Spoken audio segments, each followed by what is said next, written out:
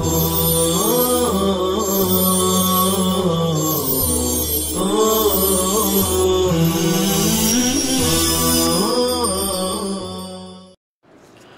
اللہ الرحمن الرحیم۔ آج سے ہمارا خلاصۃ البیان فی تجوید القرآن کا چوتھا آن لائن سبق شروع ہو رہا ہے۔ تو گزشتہ تیسرا سبق جو ہوا تھا وَمِن جُمْلَةِ الْعَمَلِ بِمَا فِيهِ ترتیل القرآن و تجویدہ، یہاں تک ہوا تھا۔ وقد نقصت سے سبق باقی ہے، لہذا عبارت دیکھیے۔ وقد نقصت صلاة من لم یجود مقدار النقصان فیہ بل یفسدها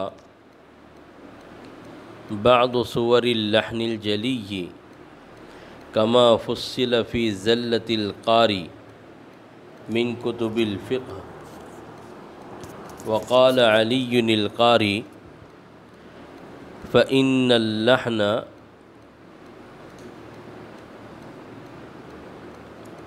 دیکھیے اوپر صفحے کے اوپر، وقال علی القاری فإن اللحن على نوعین جلی و خفی فالجلی خطأ یعرض لللفظ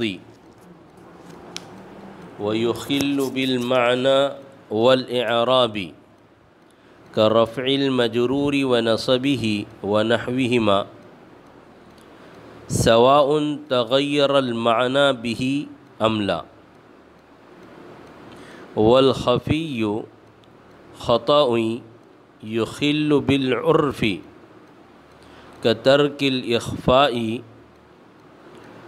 والقلب والإظهار والادغام والغنة وكترقيق المفخم وعكسه ومد المقصور وقصر الممدود وامثال ذلك۔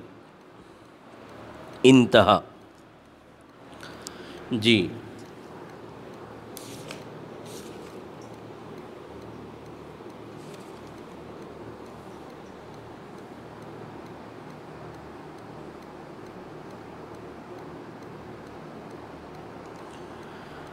وقد نقصت صلاة من لم یجود مقدار النقصان، ترجمہ دیکھیے۔ اور تحقیق کے ناقص ہوگی نماز، من لم اس شخص کی لم یجود جو قرآن کریم کو تجوید سے نہیں پڑھے گا، مقدار النقصان فیہ تجوید میں نقصان کے بقدر، بل یفسدها بلکہ اس کو فاسد کر دیتی ہے، بعض صور اللحن الجلی لحن جلی کی بعض صورتیں۔ یہاں پر وہ یبطلوها یہ عبارت زیادہ ہے، صحیح نسخوں میں صرف یفسدوها ہے، وہ یبطلوها نہیں ہے۔ جی بل یفسدوها بعض صور اللحن الجلی بلکہ نماز کو فاسد کر دیتی ہے لحن جلی کی بعض صورتیں، کما فصل فی زلة القاری من کتب الفقہ جیسا کہ فقہ کی کتابوں میں بابٌ فی زلة القاری میں تفصیل کے ساتھ بیان کیا گیا ہے۔ زلہ کا معنی آتا ہے پھسل جانا، لغزش کھا جانا، یعنی قاری کا لغزش کھا جانا۔ تو کیسی لغزش کھائی ہے، کیا ہوا ہے، تو صورت میں نماز ہوگی یا نہیں ہوگی، یہ فقہ کی کتابوں میں تفصیل کے ساتھ بیان کیا گیا ہے۔ آگے عبارت دیکھیے۔ وقال علی القاری، یہاں سے ملا علی قاری رحمۃ اللہ علیہ کی عبارت کو صاحب خلاصہ نے نقل کیا ہے، جو کہ المقدمۃ الجزریہ کی شرح لکھی ہے ملا علی قاری رحمۃ اللہ علیہ نے، اور اس شرح کا نام ہے المنح الفکریہ۔ اس میں یہ عبارت لکھی گئی ہے، اور اس کتاب سے، اس شرح سے جو ہے صاحب خلاصہ علیہ الرحمہ نے یہ عبارت لی ہے۔ اور عبارت جن کے حوالے سے لی ہے، جن کی عبارت نقل کر رہے ہیں، ان کا حوالہ بھی دیا ہے کہ وقال علی القاری، علی القاری میں پڑھیں، بلکہ وقال علی القاری، اور ملا علی قاری رحمۃ اللہ علیہ نے فرمایا کہ لحن کی دو قسمیں ہیں، جلی و خفی۔ ایک قسم لحن کی کیا ہے؟ جلی، اور دوسری قسم کیا ہے؟ خفی۔ اس کے بعد تعریف بیان کر رہے ہیں، فالجلی خطأ یعرض لللفظ، پس لحن جلی وہ غلطی ہے جو لفظ کو پیش آتی ہے۔ اصل عبارت یہاں پہ ہے یعرض لللفظ، ہے یعرض اللفظ نہیں ہے بلکہ یعرض لللفظ، ویخل بالمعنی والاعراب، اور جو معنی اور اعراب میں خلل پیدا کرتی ہے، کرفع المجرور و نصبہ، جیسے مجرور کو مرفوع پڑھنا یا جو ہے مجرور کو منصوب پڑھنا، ونحوہما، اور ان دونوں کی طرح، سواء تغیر المعنی بہ ام لا، چاہے اس سے معنی بدلے یا معنی نہ بدلے۔ اس کے بعد آگے کہا والخفی، اور لحن خفی وہ غلطی ہے جو عرف میں خلل پیدا کرتی ہے۔ یہاں پر آپ کے سامنے جو نسخہ ہے اس کے اندر وَيُخِلُّ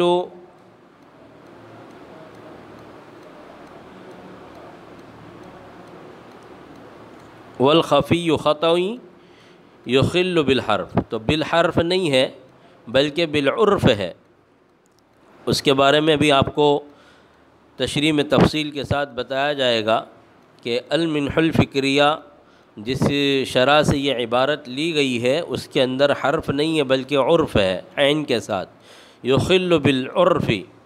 اور لحن خفی وہ غلطی ہے جو عرف میں خلل پیدا کرتی ہے، جیسے کہ اخفا کا اور قلب کا اور اظہار کا، ادغام کا اور غنّے کا چھوڑ دینا، وَكَتَرْقِيقِ الْمُفَخَّمِ وَعَكْسِهِ، اور جیسا کہ پر حرف کو باریک پڑھنا، وَعَكْسِهِ، اور اس کے برعکس یعنی باریک حرف کو پر پڑھنا، وَمَدِّ الْمَقْصُورِ، اور قصر والے حرف میں مد کرنا اور مد والے حرف میں قصر کرنا، وَأَمْثَالِ ذَلِكَ، اور اس طرح کی بہت ساری مثالیں۔ انتہا، یہاں پر ملا علی قاری رحمۃ اللہ علیہ کی عبارت ختم ہو گئی۔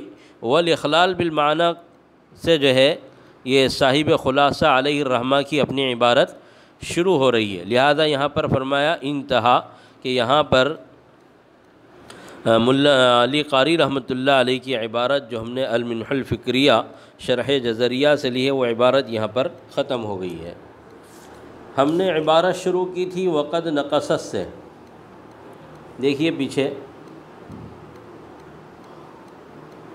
وقد نقص الصلاة من لم يجود مقدار النقصان فيه بل يفسدها بعض صور اللحن الجلی كما فصل في زلة القاری من کتب الفقہ۔ جی، کہ یہاں صاحب خلاصہ علیہ الرحمہ ایک اہم بات کی طرف توجہ دلا رہے ہیں کہ قرآن کریم یہ اللہ کی مقدس کتاب ہے، اور اس کو صحیح پڑھنا، اس کے اصول اور قواعد کی رعایت کرنا یہ ضروری اور واجب ہے، جیسا کہ ما قبل کی احادیث سے اور ما قبل کی قرآنی آیات سے آپ نے سمجھ لیا ہوگا کہ قرآن کریم کو صحیح پڑھنا یہ وجوب شرعی ہے۔ اگر ہم نے قرآن کریم کو صحیح نہیں پڑھا تو ظاہر سی بات ہے کہ ہم گنہگار ہوں گے۔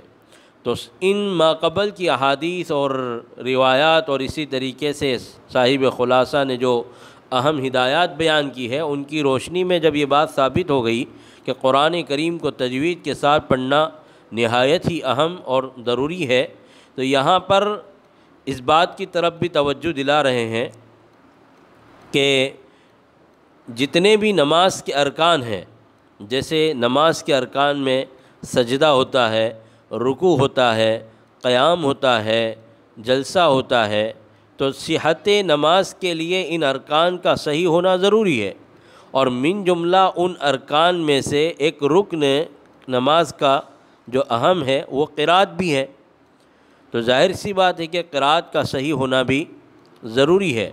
تو اس لیے کہہ رہے ہیں کہ وقد نقص الصلاة من لم یجود مقدار النقصان فیہ، کہ نماز ناقص ہوگی اگر آپ جو ہے قرآن کریم کو نماز میں جو ہے تجوید کے ساتھ نہیں پڑھیں گے۔ کتنا ناقص ہوگی نماز؟ جتنی آپ کی تجوید میں کمزوری اور کمی رہے گی اتنی آپ کی نماز میں بھی کمی اور کمزوری رہے گی۔ اس لیے کہا کہ تجوید میں جتنی کمی ہوگی نماز میں بھی اتنی کیا ہوگی؟ کمی ہوگی۔ تو ظاہر سی بات ہے کہ ہمیں جو ہے خاص طور پر نماز میں پڑھنے کے لیے تو جتنی بھی قرأت کی جائے، اور خاص طور پر عام طور پر جو قرأت نماز میں پڑھی جاتی ہے ان قرأت کو بار بار پڑھا جائے اور اس کی اصلاح کی جائے، اپنے اساتذہ کو سنایا جائے، اور جو بھی غلطیاں اس کے اندر واقع ہو اس کی اصلاح کی جائے۔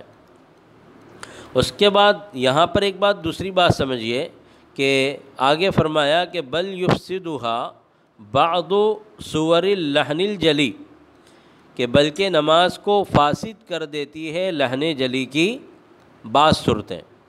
پتہ چلا کہ لحن جلی، ہر لحن جلی مفسد صلاۃ نہیں ہوتی ہے، بلکہ لحن جلی میں بھی خاص خاص صورتیں ہی مفسد صلاۃ ہوتی ہے۔ وہ کب ہوتی ہے؟ جیسے مثلا کسی نے قرآن کریم قرأت کے اندر، نماز میں قرأت کے اندر ایسا پڑھا کہ وہ ایک لفظ کسی دوسرے لفظ سے بدل گیا۔ جیسے لے لیجیے علیم، ان اللہ بکل شیء علیم، علیم کے معنی آتے ہیں جاننے والے کے، اور اگر کسی نے حمزہ سے پڑھ دیا علیم تو اس کے معنی آئیں گے دردناک کے۔ یا جو ہے قلب کے معنی آتے ہیں دل، قاف سے۔ اگر کسی نے قرآن کریم میں اگر قلب کے بجائے کسی نے قلب پڑھ دیا تو ظاہر سی بات ہے کہ یہ جو ہے لفظ دوسرے لفظ سے بدل گیا، اور جب لفظ دوسرے لفظ سے بدل گیا تو معنی بھی بدل گیا، اور جب معنی بدل گیا تو ظاہر سی بات ہے کہ نماز نہیں ہوگی۔ تو لحن جلی کی بعض صورتیں نماز کو فاسد کر دیتی ہے۔ اور یہاں ایک بات یہ بھی سمجھے کہ لحن جلی کی طرف تو عام طور پر توجہ دی جاتی ہے، لحن خفی کی طرف توجہ نہیں دی جاتی ہے، جبکہ ہمارے لیے قرآن کریم یہ اللہ کا مقدس اور پاکیزہ کلام ہے۔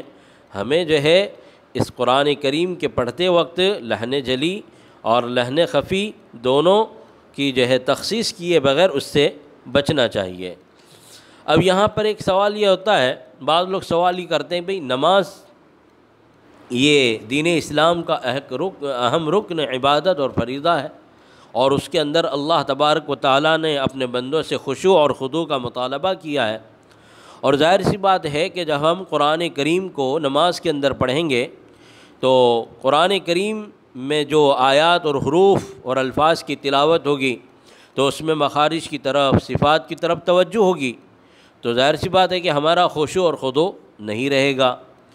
تو اس کا جواب یہ ہے کہ دیکھیے قرأت یہ نماز کے ارکان میں سے ایک اہم رکن ہے، اور ظاہر سی بات ہے کہ قرأت کے لیے مخارج اور صفات کا صحیح ہونا ضروری ہے، اصول تجوید، قواعد تجوید کی مکمل رعایت ہونی چاہیے۔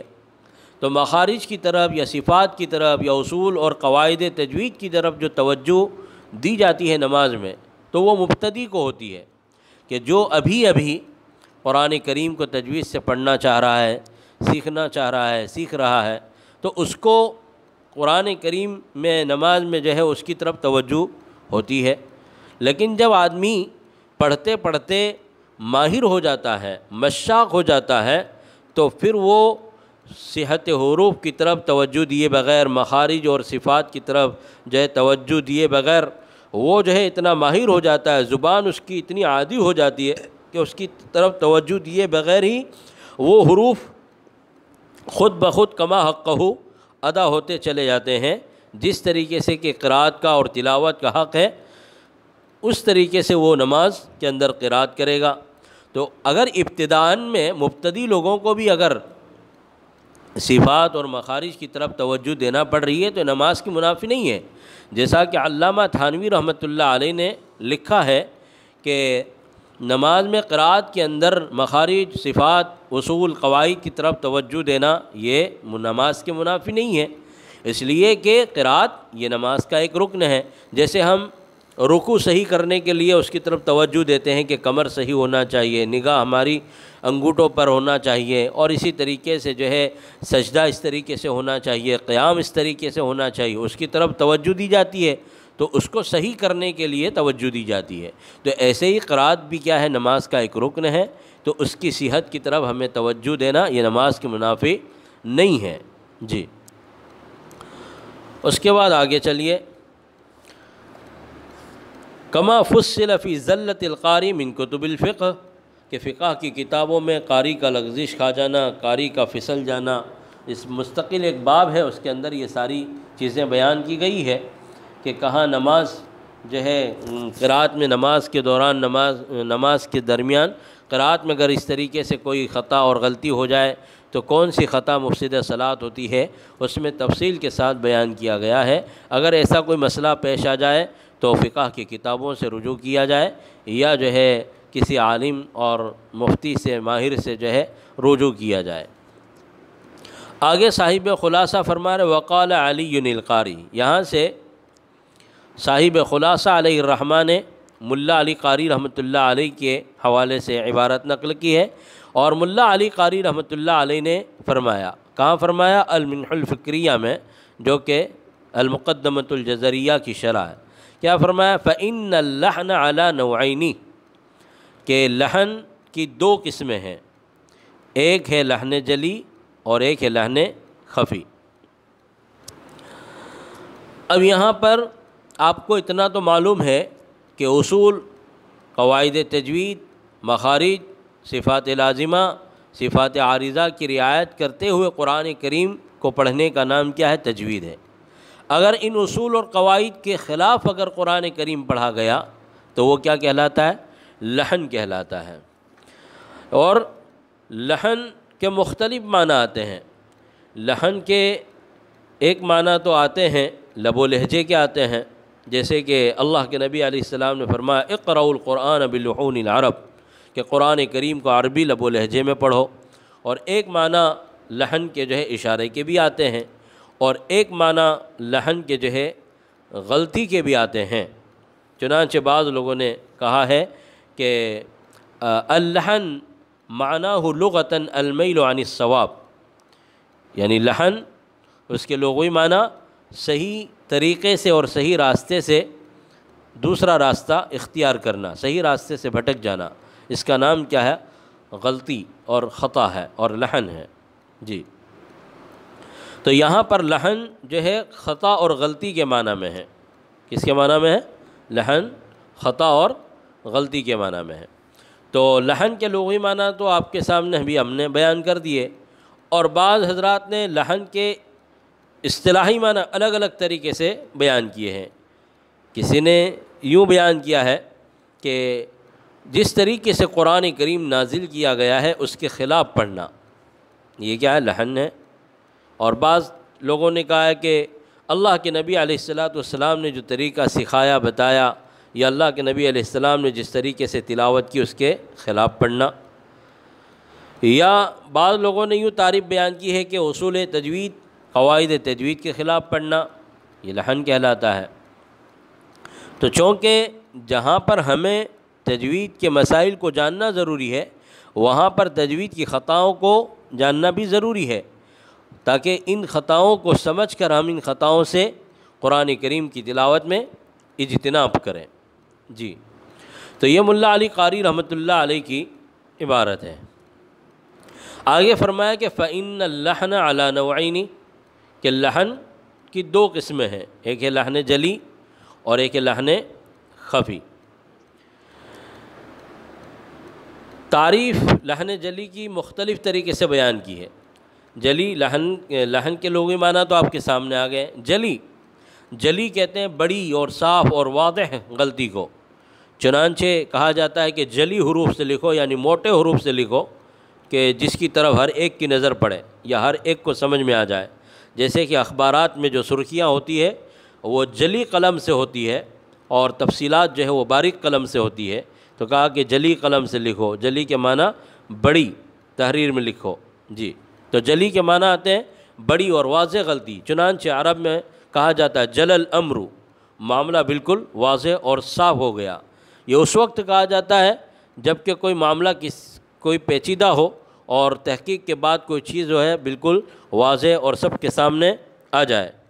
ایک طالب علم نے کسی کے ساتھ جھگڑا کیا، پتہ نہیں چل رہا تھا کیا ہوا، لیکن جب پوری تفصیلات کے ساتھ معلوم ہوا تو پتہ چلا کہ اس کا اور اس کا آپس میں جھگڑا ہوا اور لوگوں طلبہ میں سب چرچا ہو گئی، تو اس وقت کہا جائے گا جل الامر، کہ معاملہ بالکل کیا ہو گیا، صاف اور واضح ہو گیا، جس کو ہم اپنی عام زبان میں کیا بولتے، بھانڈا پھوٹ گیا۔ جی، تو لحن کی دو قسمیں ہیں، لحن جلی اور لحن خفی۔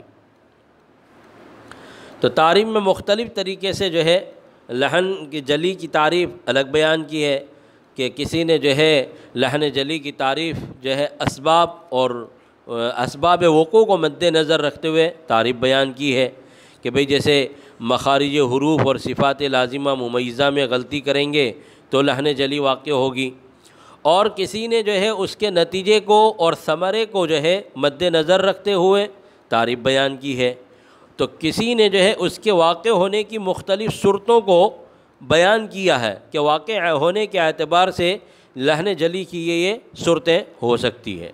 تو لحن جلی کی مصنفین نے اور شارحین نے اور علماء نے اپنے اپنے مذاق اور مزاج کے اعتبار سے الگ الگ تعریفات بیان کی ہے۔ تو کسی نے جو ہے اسباب وقوع کو مد نظر رکھتے ہوئے اور ہدف بنا کر جو ہے تعریف بیان کی ہے۔ اسباب وقوع نے اس کے اعتبار سے جنہوں نے تعریف بیان کی ہے تو انہوں نے مخارج حروف اور صفات لازمہ ممیزہ میں غلطی کرنا اس طریقے سے تعریف بیان کی ہے۔ یہ اسباب وقوع کے اعتبار سے ہے کہ بھئی مخارج اور صفات لازمہ ممیزہ میں آپ غلطی کریں گے تو لحن جلی واقع ہوگی، اور کسی نے جو ہے اس کے نتیجے اور ثمرے کو جو ہے سامنے رکھ کر جو ہے تعریف بیان کی ہے۔ خود ہمارے صاحب خلاصہ علیہ الرحمہ نے یہاں جو ملا علی قاری رحمۃ اللہ علیہ کی عبارت کے حوالے سے لحن جلی کی جو تعریف بیان کی ہے وہ اس کے نتیجے اور ثمرے کو مد نظر رکھتے ہوئے تعریف بیان کی ہے، جیسا کہ ابھی آپ کے سامنے تفصیل آئے گی۔ اور کسی نے جو ہے اس کے واقع ہونے کی صورتیں بیان کر دی ہے کہ یہ صورتیں واقع ہوگی تو یہ جو ہے لحن جلی واقع ہوگی۔ مثلا ابدال حرف بحرف پہلی صورت لحن جلی کی، کہ ایک حرف کی جگہ پر دوسرا حرف پڑھ دیا تو یہ لحن جلی ہوگی، جیسے علیم عین کے ساتھ کسی نے علیم پڑھ دیا، یا علیم کی جگہ علیم پڑھ دیا، یا الحمد کے بجائے الحمد پڑھ دیا، یا صلی کے بجائے صلی پڑھ دیا، اس طریقے سے غلطیاں یہ لحن جلی میں داخل ہے۔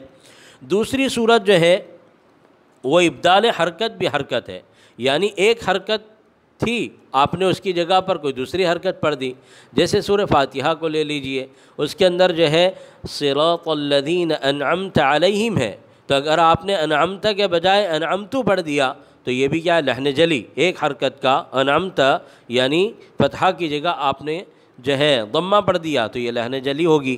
اور لحن جلی کی تیسری صورت بیان کی گئی ہے حرکت کے بجائے ساکن پڑھنا اور ساکن کے بجائے حرکت پڑھنا، جیسے کہ جعلنا، یہ جمع متکلم کا صیغہ ہے لام کے سکون کے ساتھ، تو اگر کسی نے جعلنا لام کے سکون کو حرکت پڑھ دی جعلنا تو اس کا مطلب یہ ہو جائے کہ جعل فعل ماضی ہے اور نا جو ہے ضمیر کیا ہے منصوب ہے، تو اس طریقے سے جو ہے ضمیر مفعول ہے، تو اس طریقے سے جعلنا کے بجائے جعلنا ہو جائے گا کہ اس نے ہمیں بنایا، اور جعلنا یعنی ہم نے بنایا۔ جی، اسی طریقے سے انشأہا، تو انشأہا ہے یعنی حمزہ کے اوپر، یعنی انشأہا شین کے بعد جو حمزہ ہے اس پر فتحہ ہے، انشأہا پیدا کیا، اور کسی نے اگر انشأہا کے بجائے حمزہ دوسرے حمزے کو ساکن کر دیا انشأہا پڑھ دیا تو یہ بھی لحن جلی میں داخل ہے۔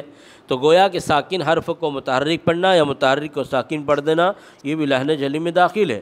اور لحن جلی کی جو چوتھی صورت ہے وہ یہ ہے کہ کسی حرف کو گھٹا دینا یا کسی حرف کو بڑھا دینا، جیسے کہ سورہ اخلاص کے اندر لم یلد ولم یولد، تو یولد میں واو یا کے بعد واو ہے، تو لم یلد کے بجائے لم یلد ولم یولد کے بجائے لم یلد ولم یولد پڑھ دے تو یہ لحن جلی ہے، اس لیے کہ واو اس نے گھٹا دیا ہے۔ اسی طریقے سے الحمدللہ رب العالمین میں دال کے ضمہ کو اتنا کھینچنا کہ واو مدہ پیدا ہو جائے، ایک حرف کا اضافہ ہو جائے، للہ میں ہاں کے کسرہ کو اتنا کھینچنا کہ یا مدہ یعنی ایک حرف کا اضافہ ہو جائے، یعنی الحمدللہ رب العالمین اس طریقے سے پڑھے تو یہ لحن جلی میں داخل ہے۔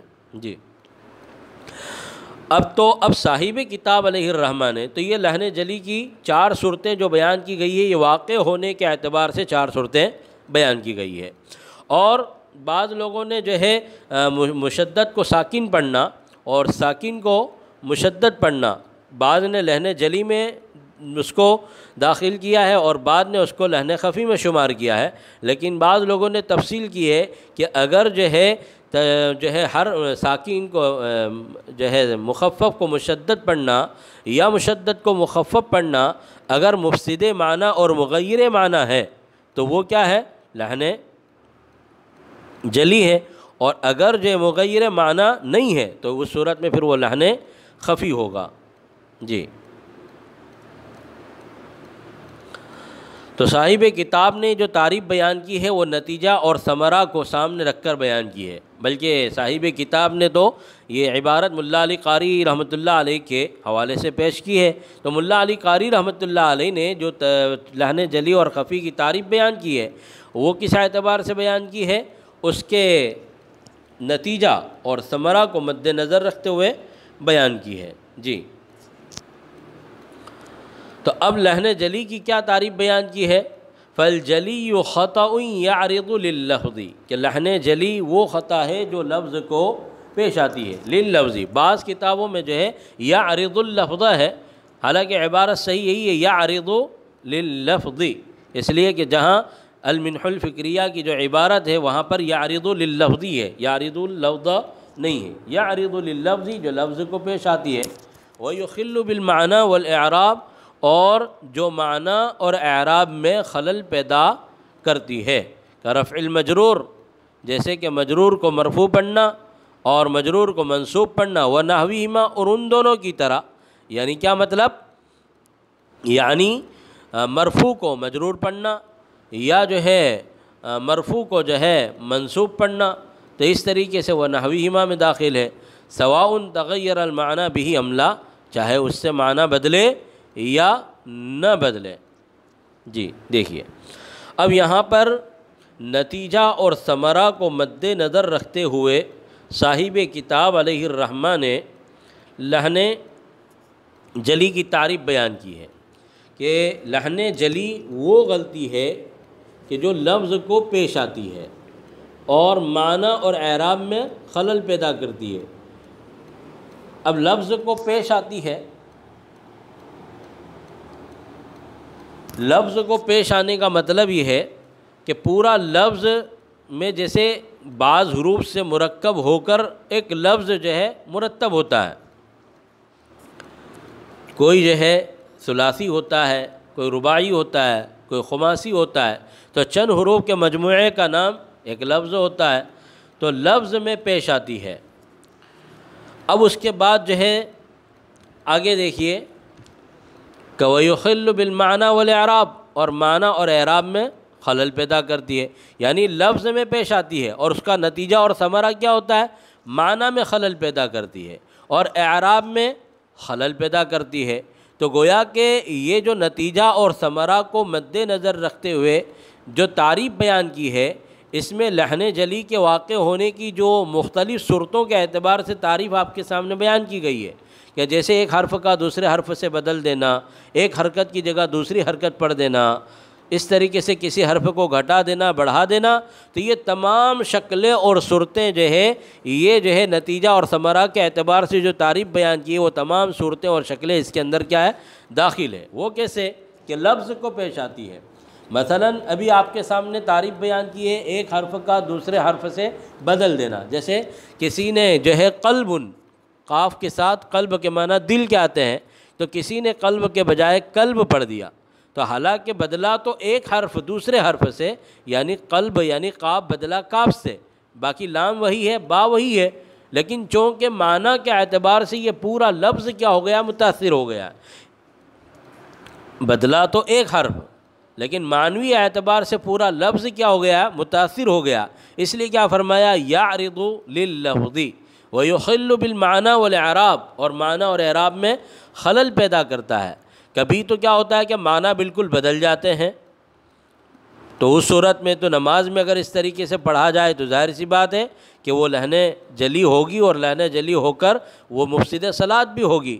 اور اگر ایسا ہے کہ معنی میں خلل تو واقع ہوا لیکن معنی میں فساد واقع نہیں ہوا، تب بھی وہ لحن جلی میں داخل تو ہے، اور اگر نماز میں اس طریقے سے ہوگا تو مفسد صلاۃ نہیں ہے۔ والاعراب، اور اعراب جیسا کہ انعمتو اور انعمتا، یہ اللہ تبارک و تعالیٰ نے بندے کو کہا کہ اللہ جن پر جو ہے آپ نے انعام فرمایا، صراط الذین انعمت علیہم، اگر انعمت کو جو ہے بجائے انعمتو پڑھ دے تو اس کا مطلب یہ ہو جائے گا کہ جن پر میں نے انعام فرمایا۔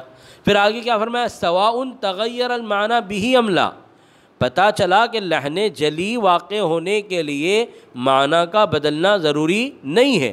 بعض مرتبہ ایسا بھی ہوتا ہے کہ ایک حرف دوسرے حرف سے بدل گیا ہے لیکن معنی کے اعتبار سے وہ بدلا نہیں ہے، یا تو وہ لفظ مہمل ہو جائے گا، بے معنی ہو جائے گا، یا یہ کہ وہ لفظ جو ہے کہ وہ حرف کسی دوسرے حرف سے بدل تو گیا ہے لیکن وہاں پر جو ہے معنی کے اعتبار سے کوئی تغیر لازم نہیں آیا ہے۔ تو سواء تغیر المعنی بہ ام لا، چاہے اس سے معنی بدلے یا معنی نہ بدلے، پتہ چلا کہ لحن جلی کے لیے معنی کا بدلنا ضروری نہیں ہے۔ جی، اب یہاں پر سوال یہ پیدا ہوتا ہے کہ یعرض لللفظ فرمایا، جبکہ آپ نے مثال جو بیان کی ہے، ہم نے آپ کے سامنے جو مثال بیان کی ہے وہ کیا بیان کی ہے کہ ایک حرف دوسرے حرف سے بدل جاتا ہے، تو جب ایک ہی حرف دوسرے حرف سے بدلا ہے تو یہاں پر یہ ہونا چاہیے تھا خطأ یعرض للحرف، کہ جو حرف میں پیش آتی، اس لیے کہ حرف تو ایک ہی حرف بدلا ہے۔ تو اس کا جواب یہ ہے کہ اگرچہ جو ہے بظاہر ایک حرف دوسرے حرف سے بدلا ہے مگر چونکہ معنی کے اعتبار سے وہ پورا جو ہے لفظ کیا ہو گیا ہے، بدل گیا ہے۔ جیسے قلبن میں قاف جو ہے بدل گیا کاف سے، تو اگرچہ ایک ہی حرف بدلا لیکن معنی کے اعتبار سے وہ پورا لفظ کیا ہو گیا ہے، متاثر ہو گیا ہے۔ اس لیے صاحب کتاب علیہ الرحمن نے جو ہے لفظ کے حرف کے بجائے کیا فرمایا ہے، لفظ فرمایا، یعرض لللفظ، معنی اور اعراب میں خلل پیدا کرتی ہے۔ تو ابھی ہمارا آج کا چوتھا سبق صرف یہیں تک، والخفی لحن خفی سے انشاءاللہ پانچواں سبق شروع ہوگا۔